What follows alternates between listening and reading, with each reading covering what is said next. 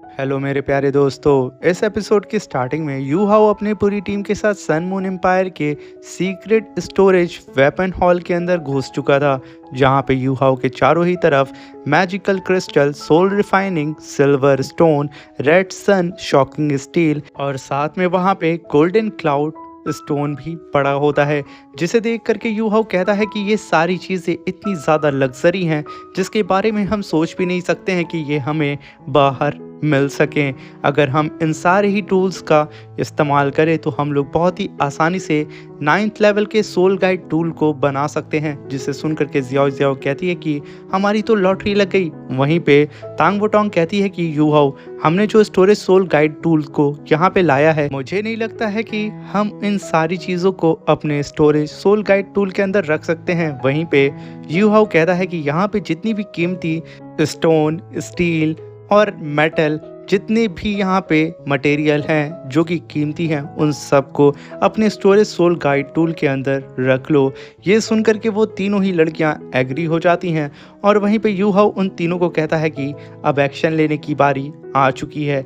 ये सुनना ही था। वो तीनों ही लड़कियां 3 डायरेक्शन में जा करके जितने भी रेयर मटेरियल होते हैं उन सबको अपने स्टोरेज सोल गाइड के अंदर रखना शुरू कर देती हैं और हम देखते हैं कि कुछ ही देर के अंदर वहाँ के सारे रेयर मटेरियल ख़त्म हो चुके थे।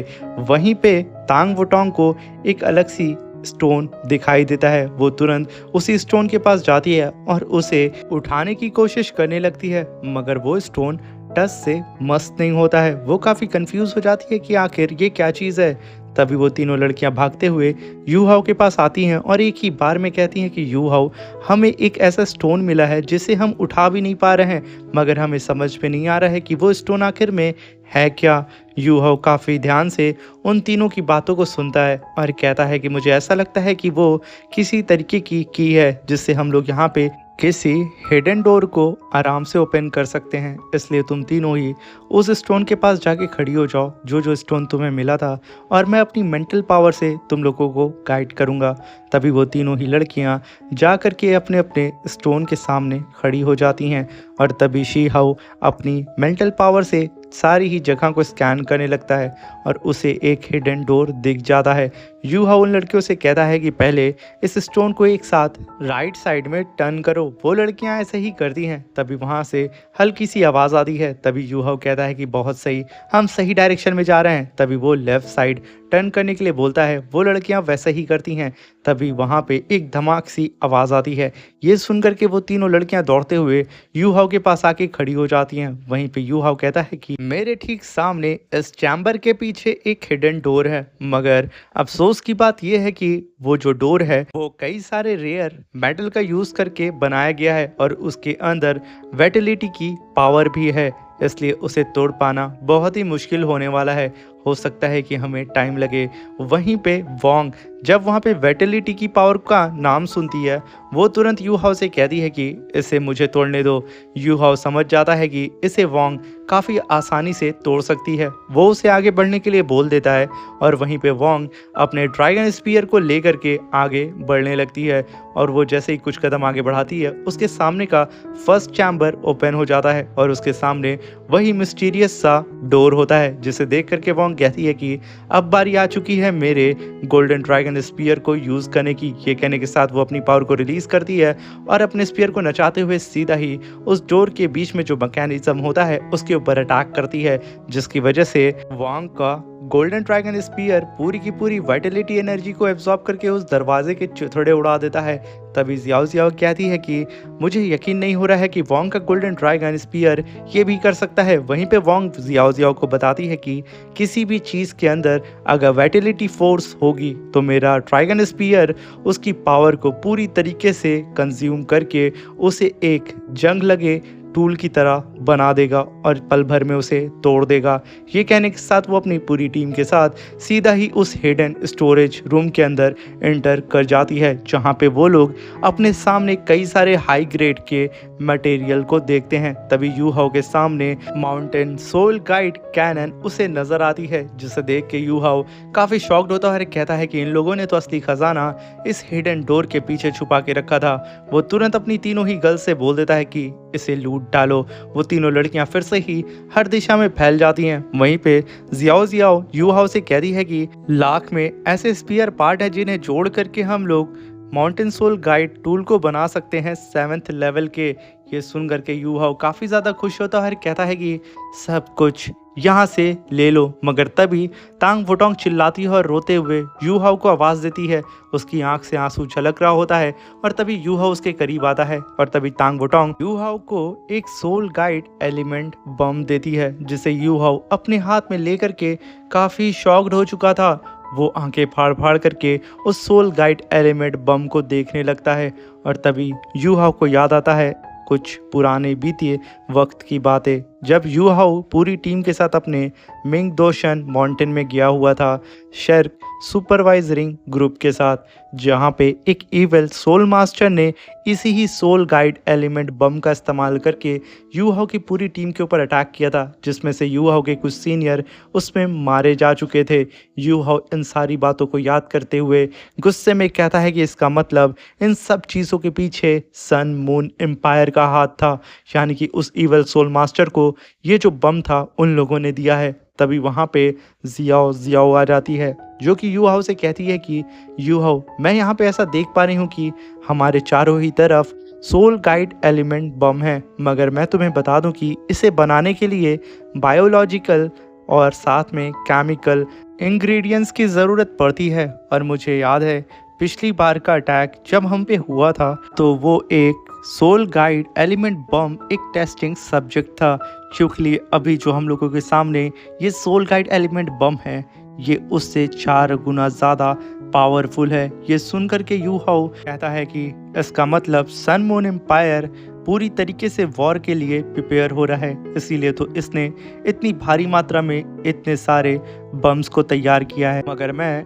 इसको इसके मकसद में कामयाब नहीं होने दूंगा। इस सारी जगह को उड़ा दो और जितनी रेयर चीज़ें हैं उन्हें रख लो। तभी सीन शिफ्ट होता है और प्रिंस जूतियान के पैलेस के ऊपर वो तीनों ही सुपर दा लाओ आपस में फाइट कर रहे होते हैं, जिसकी वजह से सन मून एम्पायर पूरा हिल चुका होता है। वहीं पे बॉडी सेक्ट का लीडर ड्रैगन लॉन्ग जियाओ से कहता है कि तुम्हें पता है यहाँ पे मैं और जुआन जी वो दोनों ही 90 लेवल के सुपर दालाऊ हैं, मगर बुढ़े ड्रैगन तू सिर्फ 99 लेवल का सिर्फ एक बुढ़ा ड्रैगन है, मगर फिर भी यहाँ पे तू हमें ब्लॉक कर ले रहा है। सच में एक लेवल में इतना फ़र्क होगा मुझे लगा नहीं था।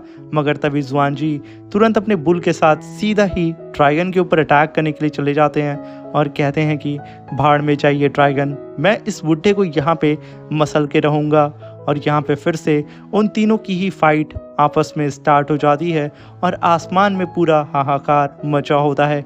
और वहीं पे अपने मेंशन में बैठ कर के जूतियान इन लोगों की फाइट को देख रहा होता है। तभी वो अपने एक सैनिक से कहता है कि मेरे पैलेस में जितने भी टाइटल लेवल के तालाऊ हैं उन लोगों से कह दो कि वो लोग सीधा ड्रैगन लॉर्ड लॉन्ग के पास जाएं और उनके चारों ही तरफ एक फॉर्मेशन बना दें, जिससे ये दोनों ही पीएलएस मास्टर यहाँ से भाग ना सकें। वो लोग यहाँ पे सीनियर लॉन्ग से किसी भी कीमत पे बचने नहीं चाहिए। ये कह करके वो वहाँ पे उस सोल्जर को वहाँ से जाने के लिए बोलता है। जैसे ही वो सोल्जर वहाँ से जाता है तभी क्वीन कहती है कि योर हाइनेस, मैं नहीं समझ पा रही हूँ कि आखिर आप ऐसा क्यों कर रहे हैं। तभी वहाँ पे प्रिंस जूतियान कहता है कि जैसा कि तुम भी और मैं भी ये जानते हैं कि सीनियर ड्रैगन लॉन्ग बहुत ही आसानी से उन दोनों ही पीएलएस मास्टर को हरा सकते हैं, मगर हो सकता है कि वो दोनों ही पीएलएस मास्टर अपनी हार के बाद यहाँ से भागने की कोशिश करें। और तुम ये जानती हो कि शर्क अकेडमी के लीडर जुआन जी और साथ में बॉडी सेक्ट का लीडर वो दोनों ही यहाँ पे मौजूद हैं, जो कि सीनियर लॉन्ग से फाइट कर रहे हैं। बस मैं इतना ही चाहता हूँ कि सीनियर लॉन्ग किसी भी कीमत पे उन्हें हरा दें और हराने के बाद उन्हें पकड़ लें। और जैसे ही हम उन दोनों को कैद कर लेंगे तो ऑटोमेटिकली उनके दोनों ही सेक्ट हमारे कब्जे में आ जाएंगे। तभी कई सारे दालाऊ कल्टीवेटर आसमान की ओर सीनियर लॉन्ग के पास जा रहे होते हैं एक फॉर्मेशन को बनाने के लिए, मगर तभी उन सारे ही टाइटल लेवल दालाऊ कल्टीवेटर्स के ऊपर नज़र पड़ जाती है बॉडी सेक्ट के लीडर की। वो तुरंत आदेश दे देता है अपने पूरे साथियों से कि अटैक करो। ये सुनते ही टीचर जियाओ और उन्होंने जितने लोगों के साथ अलायंस बनाया था वो सब के सब मिल करके उन सारे ही टाइटल लेवल के दालाओ कल्टीवेटर्स के ऊपर अटैक करने लगते हैं। साथ में उनके साथ में जितने भी नॉर्मल कल्टीवेटर्स होते हैं उन सब को भी वहाँ पे वो लोग मारना शुरू कर देते हैं। जहाँ पे प्रिंस आउतियान वो तो काफ़ी शानदार तरीके से एक पंच में कई सारे सन मून एम्पायर के सोल्जर्स को ढेर कर देता है। वहीं पे प्रिंसेस वीना भी अपनी स्वॉर्ड को निकाल के फाइट कर रही होती हैं और वहीं दूर खड़ी अपने मेंशन में प्रिंसेस क्वीन इन सारे ही नज़ारे को देख रही होती है। वो तुरंत प्रिंस जूतियान से कहती है कि योर हाइनेस हमें जल्द से जल्द यहाँ से निकलना होगा।